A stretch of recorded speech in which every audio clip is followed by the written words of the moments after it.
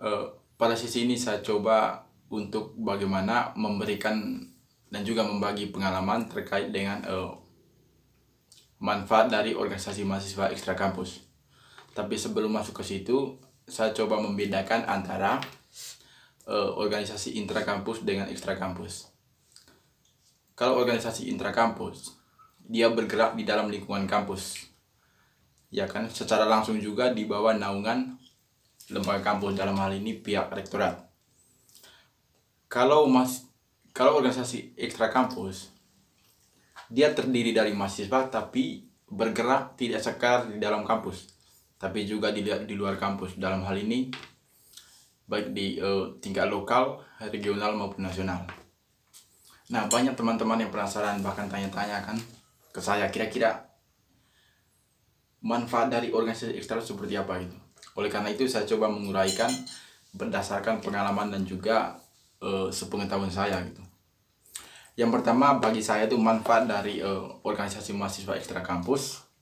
Yang pertama itu melatih public speaking. Artinya apa? Begini teman-teman. Kalau kita sebagai mahasiswa hanya mengandalkan kampus untuk belajar, untuk melatih dan juga membentuk mental untuk public speaking, itu sangat susah gitu. Karena bagaimanapun proses pendidikan dan juga perkuliahan dalam kampus itu, waktu untuk kita berdialektika, waktu kita untuk berkomunikasi, waktu kita untuk berbicara, itu sangat minim itu, bahkan tidak efektif sama sekali untuk bagaimana membina mental kita. Kemudian yang kedua, menambah wawasan. Ini yang jauh lebih penting. Kalau kita melihat bahwa begitu banyak mahasiswa-mahasiswa kritis, begitu banyak mahasiswa-mahasiswa yang progresif, memiliki pandangan jauh lebih luas, kemudian jauh lebih tajam, jauh lebih kritis, itu justru dibentuk oleh organisasi ekstra kampus sendiri. Karena mereka menganggap bahwa kampus tidak cukup sebagai tempat untuk bagaimana membentuk pengetahuan secara utuh, tapi kampus hanya sekedar formalitas. Oleh karena itu mereka menganggap bahwa wadah yang tepat untuk bagaimana pengetahuan lebih, untuk bagaimana kemampuan kita jauh lebih luas, berarti kita harus terlibat dalam organisasi ekstra kampus. Kemudian itu melatih manajemen waktu. Ini artinya apa? Ketika kita hanya berorientasi pada kuliah, kemudian kuliah kos, ujung-ujungnya nanti kita tidak punya jiwa minutes yang baik gitu.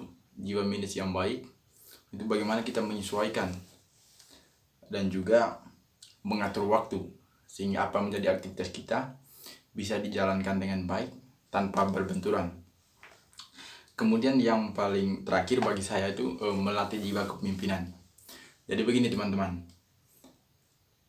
sepengetahuan saya bahwa ilmu itu ada dua jenis gitu.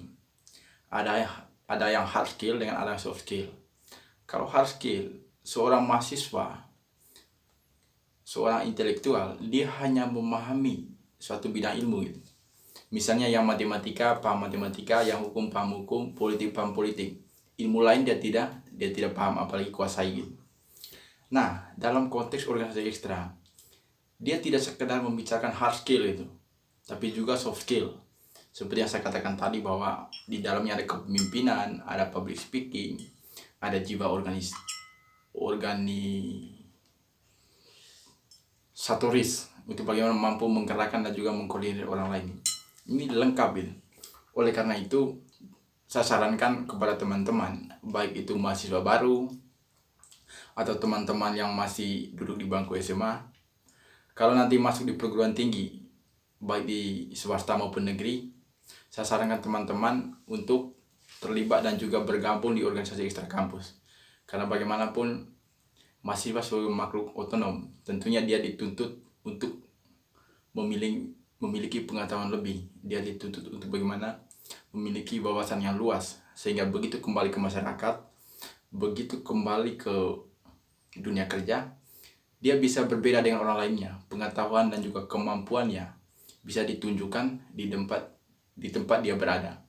Saya pikir itu yang menjadi manfaat dan juga keunggulan dari organisasi mahasiswa ekstra. Selebihnya nanti mungkin saya uraikan lebih panjang lagi pada sesi dan juga video berikut. Terima kasih, selamat malam. Jangan lupa like, comment, and subscribe.